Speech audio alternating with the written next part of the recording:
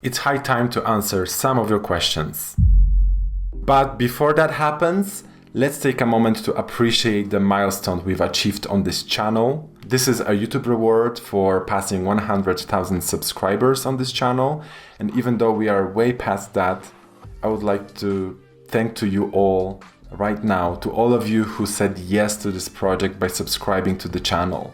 And I would also like to say big thanks to all of you who participated in the videos, because you made this project reality. Without you, we wouldn't be able to make it. And I'm so proud that this channel has become a platform for collaboration between language geeks and language nerds like myself and you all watching it. I'm very excited about this, and I'm thrilled to continue this project with your support. So a few months ago, I asked you in a community tab post to ask questions that you would like me to answer. And I'm sorry it took me so long to make this video, but it's kind of a new format for me, just talking in front of the camera. As you know, my channel is more about interacting with people. That's something I'm more used to. So accept my apologies, please. And here are the answers to your questions. Why Ecolinguist? How did you get the idea for the channel? Let's start with explaining the name of the channel. It came to me back in 2014 when I was in Thailand trying out the digital nomad lifestyle.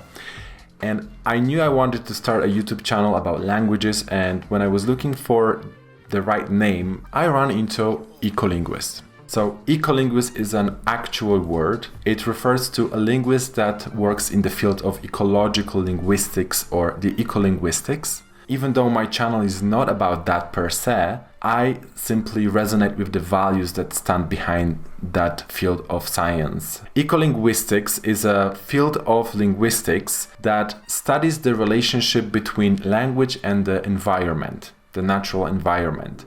And also it explores the connection between the language and the environmental issues that we are facing right now in the world. And environmental issues have always been important in my life.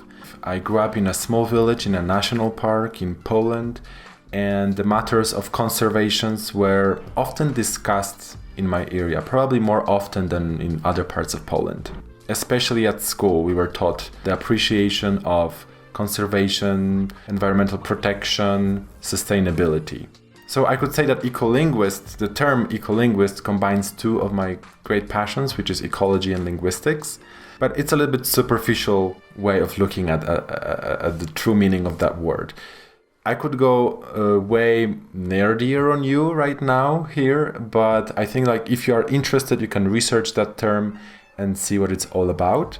But when it comes to this particular channel, we could say that Ecolinguist is a platform. It's like an ecosystem where all the language geeks and nerds can thrive and work together to make content about languages. We can learn together. We can create something amazing together. And maybe at some point, I will get more into the different fields of linguistics and we can discuss those things on this channel. But this channel has still some growing to do before that happens. How did you come up with the idea for your series? So when we talk about mutual intelligibility experiments that we run on my channel, this idea came to me first in relation to Slavic languages, because my native language is Polish. I was fascinated by the fact that I was able to make out some words and understand some messages when someone would speak Slovak, Czech, Russian. It was fascinating to me. It was my personal experience. I experienced it for the first time in Scotland when I went there to study, and I worked with other Slavs there, and sometimes we would just talk to each other in our respective languages just for fun. And I loved that experience, and that made me want to learn those languages, but I knew like I couldn't really learn them because learning a language requires some serious commitment. That's what I believe.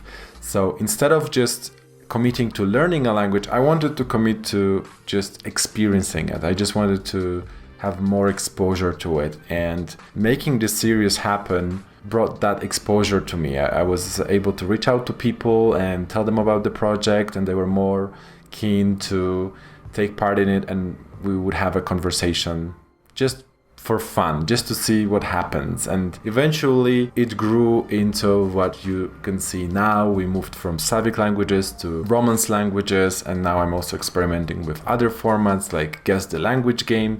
It's fascinating. I love where this project is taking me. At the beginning, I didn't really have very clear idea what kind of series I wanted to create, but just that little inspiration that I had through my personal experiences in Scotland brought me where I am right now. I hope that answers your question. Will you revisit language combinations you have already done? Yes, I'm thinking about it, because I believe that there is a lot of potential for every language combination that we have already done. We can make episodes featuring other dialects of a specific language, like with Spanish or Portuguese or French. So definitely I would like to revisit all the language combinations that we've done before with maybe different participants or with a little bit different format. That's something that I'm thinking about, and it will happen at some point for sure. How do you find native speakers of other languages to participate in your videos? Is it possible for random people to volunteer and be featured in your videos? So the way I find the participants for every video is different now than it used to be. I used to reach out to people myself, asking them to participate. I often was rejected at the beginning of the project, so I'm very grateful for all of those people who trusted me at the beginning when my channel was still very small, and they just decided to participate, and I'm honored, and I really appreciate that. Now a lot of the participants just contact me by email or through a volunteer form that I will link down below if you're interested in taking part in it. You can take part in the project if you're interested, but there are certain things to remember. And not everybody can participate because it really depends on the format of the video, but I appreciate your will to participate. How did you meet all these interesting people? So as I mentioned, at first I was reaching out to them, now they are reaching out to me.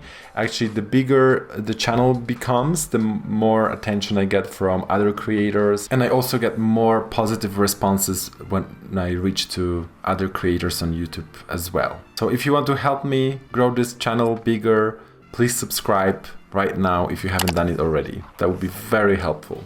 So this is how I met all these interesting people, and I must say that I just love the community we're building up here, and I feel like every participant of the video has become my friend, and this is just awesome. I love it, and I'm looking forward to more. Who initiated the episode featuring Old English, Simon or you?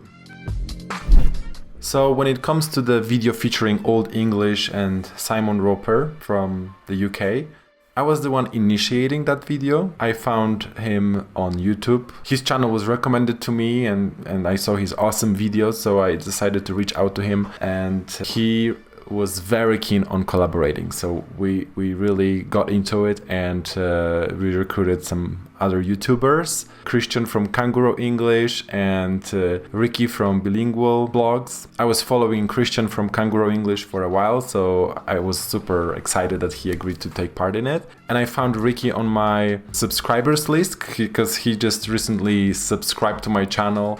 And since we needed an American English speaker immediately, I felt I was lucky that he subscribed that day, and I found him.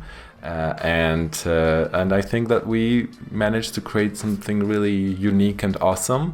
And I must say that I love collaborating with my subscribers because you guys get it. Like, only true nerds get what we're doing here. And if you're subscribing to my channel, I know that we are going to be working together very well because you get it. You get what we are doing here, and this content is not for everybody. I mean, everybody can watch the videos and they can enjoy them, but every person will find something different of value in every video. Some of you watch these videos just for the pure entertainment. Some people just want to experience something unique and different. and many of you also watch this to learn languages from those videos and get inspiration. So everybody gets something out of it, but only you all who watch the videos till the very end get the full value out of those videos. And this is very exciting, and I'm glad that we are able to find each other through this kind of content, and we are able to build the community like the one on this channel. How did you meet Isidro and start working with him? Did you start learning Spanish thanks to him?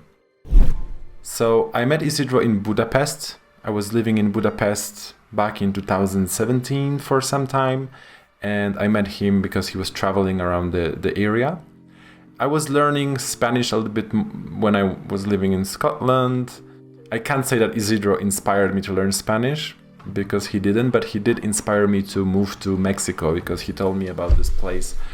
And when I came to visit him, I realized that this is a perfect place for me to stay for a while and work on my channel. So yes, me and Isidro are friends. We knew each other before this channel started growing exponentially, and all I can say is that Isidro is a great friend, and if you want to learn Spanish with him, I would recommend checking out his teaching profile. Have you considered making videos about Finnic languages or Turkic languages, Arabic, etc.? Where do you get the ideas for your videos from? So when it comes to the ideas for videos, I have a long list of ideas, and I appreciate you all leaving comments and making suggestions about what I should be doing next. But my list of ideas is very long, and whether this idea is going to happen or not really depends on logistics and whether I find people to participate for that particular project. So even though it seems like I'm focusing only on Slavic or Romance languages at the moment, I'm already thinking about expanding my content to other language families. I think the next one is going to be the Germanic language family, but eventually I would like to get to the point where I can feature other languages as well. But you know, it takes some time for me to make those videos.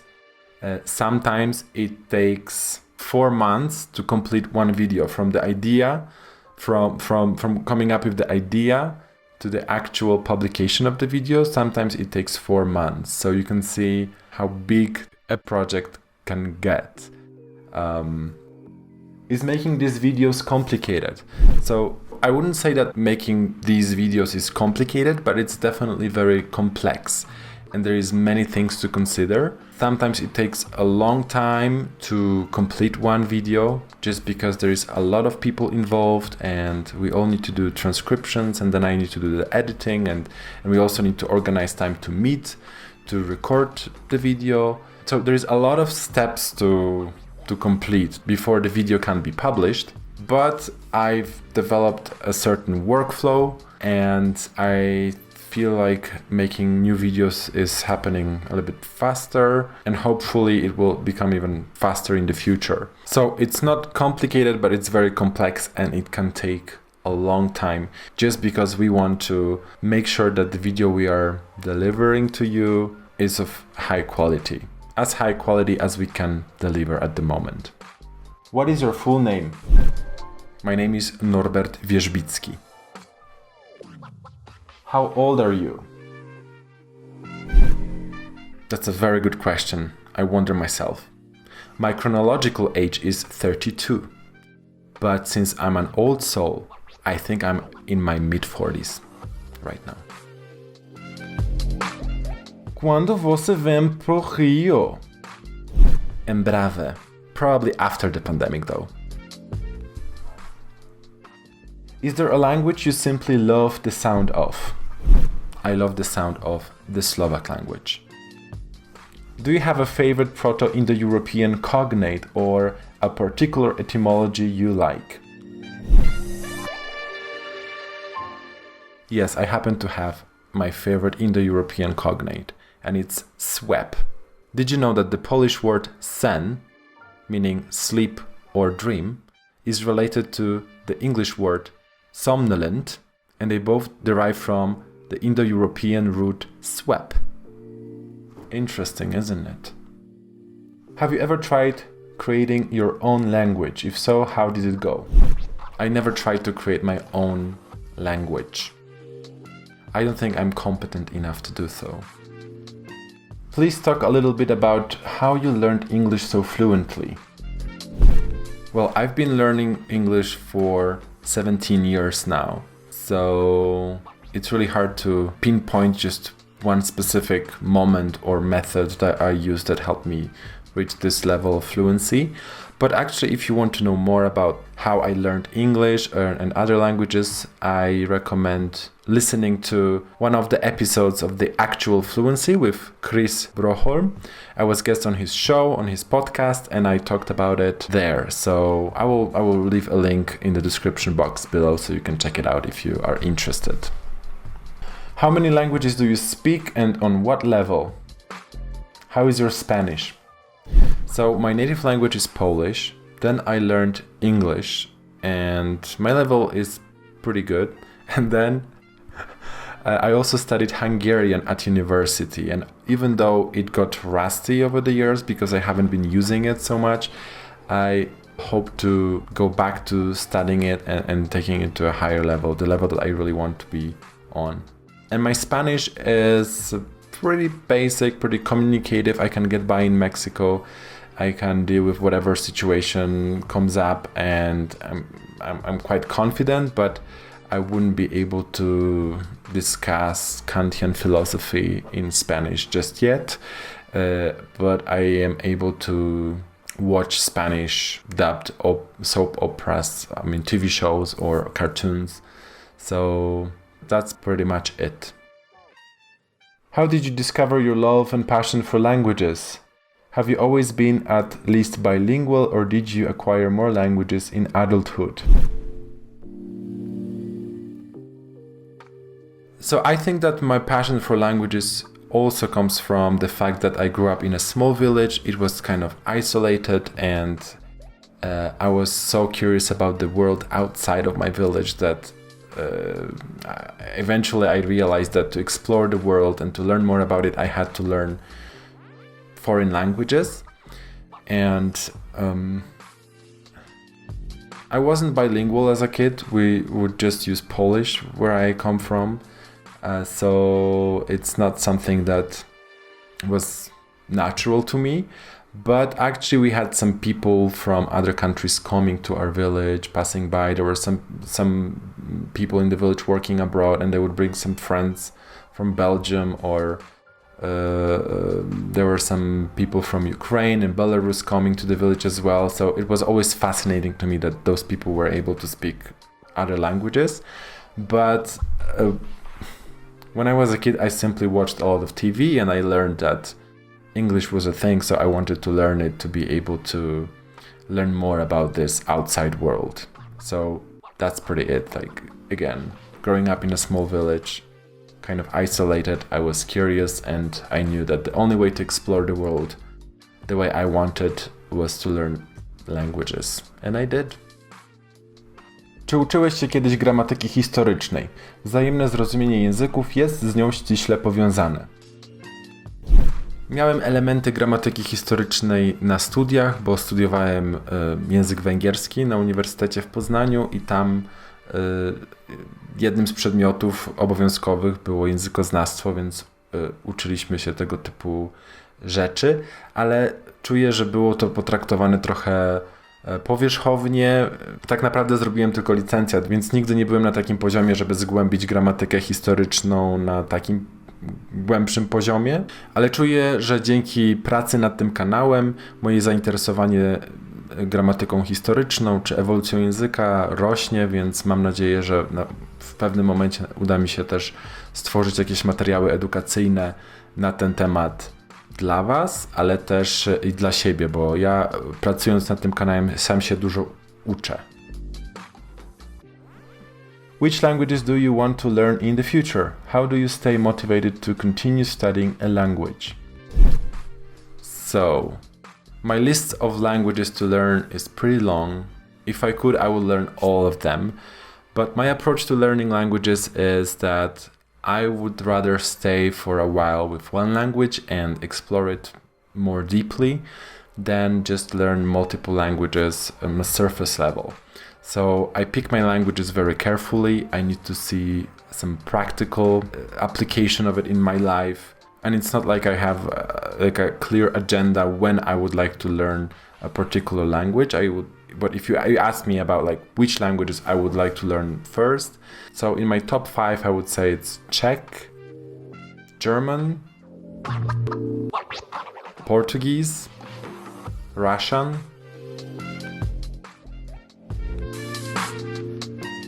French. What's your favorite language? Both old and modern. So my favorite modern language is Hungarian because I studied it at university and it was a great adventure. It was a great time in my life when I studied it. I spent some time in Hungary. I love the complexity of this language. I feel like only studying Hungarian taught me so much about linguistics and how language works. I love the sound of it. I love the structure of it. It's just great, and I enjoy it very much. And when it comes to my favorite old language, I must say that I was not really familiar with old languages all that much. But since I met Simon, the Old English expert, and Luke, the Latin speaker, and Rafael from Paleogloss YouTube channel, I started appreciating old languages a bit more. I'm still learning about it, and I can't really say which one is my favorite, but I think since I have so much Latin on my channel, I think Latin is going to win this contest. Why did you move to Mexico? What countries have you visited so far? So I already mentioned more or less why I moved to Mexico in particular, but the main reason I've been traveling around the world and I've been living in different places, different countries, is that I was looking for a place to settle down and work on my business. I wanted it to have a nice weather and good infrastructure, good internet connection. I wanted this place to be more affordable than Europe, so I could focus fully on building up my channel and my online business. I teach Polish online. I always wanted to have this kind of location-independent lifestyle. So that's why I've been traveling and looking for places to stay for longer. I visited Southeast Asia. I lived in Thailand for a little bit, Malaysia. I spent some time in the States. I lived in Mexico for a while now, and actually probably when you are watching this video I won't be in Mexico anymore because I'm moving back to Europe, so we'll see where I will end up next. But now I'm more into settling down somewhere for longer. I feel like I'm in a good place right now with my YouTube channel, and there is so many interesting projects coming up soon that I would like to stay in one place and settle down a little bit. I think it's time to try that kind of lifestyle. Have you ever tried to learn an East Asian language? So when I was living in Thailand, I tried to learn some basic phrases in Thai. I think it's always good to know some phrases and to help you connect with the locals a bit better. And I found this language difficult because of its tones and the writing system. So I never really considered learning it seriously, mainly because phonetics is not my strongest thing. So handling a language like that from Southeast Asia that uses a lot of tones and it's completely different in terms of phonetics is a big challenge for me, so I've never considered it. But I would like to learn more about phonetics and phonology, and maybe then I will venture to learning one of the Southeast Asian languages. Do you teach Polish? If you don't, would you consider making an online series? Yes, I do teach Polish. I run Polish conversation sessions for people who are already intermediate in Polish and would like to take their Polish to the next level or get more confidence speaking. I have a special program for you. You can check it out on my website. And if it comes to Polish course on my channel, there is actually a lot of videos that I made before about Polish, and you can actually use it to learn the basics, or even if you are an intermediate, you can check out some videos there. They are not that popular on my channel. They haven't been picked up by the algorithm. So you need to find those videos yourself. Just go to my main channel profile and you will find a playlist there featuring all the content that I made for Polish learners. What is the future of the channel? The future of the channel. I feel like this channel has a momentum and it's going forward, definitely. And there's so many ideas and so many different avenues we can take at the moment. But I'm planning to continue with the formats that I've already introduced on this channel, which means mutual intelligibility experiments, guess the language game, and hopefully eventually I would like it to become a bigger platform where people working in the field of linguistics or language educators, language learners could meet and exchange ideas, learn from each other. That's my dream, I could say. Like I want to collaborate more. I want to build a bigger platform and make sure that the quality of the content is as high as possible in terms of its educational value. And I hope to build a bigger community. And I would like to build more spaces for the community to meet and interact. In the near future, I would like to introduce more shows and programs that would help community integrate better. I think about starting a live streaming show, a regular show where we could meet and do something fun with languages together. If you are interested in that, you can let me know in the comments if you think that this form of interaction would help the community integrate better. Let me know in the comments. So where this channel is going really depends on me finding the way to sustain it better and maybe commit to it a little bit more, because at the moment I have other things that I'm also working on to pay my rents and stuff like that. And I do appreciate every donation that you've made to my PayPal. Lots of you contributed to this channel financially and I appreciate that a lot. Thank you so much. I'm considering starting something like Patreon or paid memberships for the channel to help sustain what I'm doing here, but I haven't figured it out just yet. But if I come up with something, I will let you know for sure. So at the end, I would like to say thank you again to all of you who believe in this project, who have been watching our videos, subscribe to this channel, and who have contributed to this project by participating or translating the videos. I appreciate it a lot. You are great and awesome, and I'm looking forward to making more content for you to enjoy and to learn from.